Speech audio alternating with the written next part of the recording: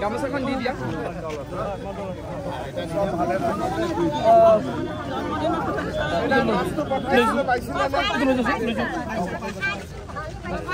তিনিদিন খাইছে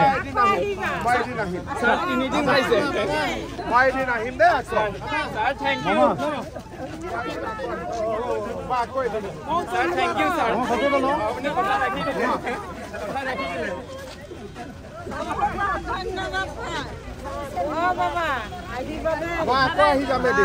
আকৌ আহিম এদিন একদম আপোনালোক কেতিয়া ধুনীয়াকৈ ৰেষ্ট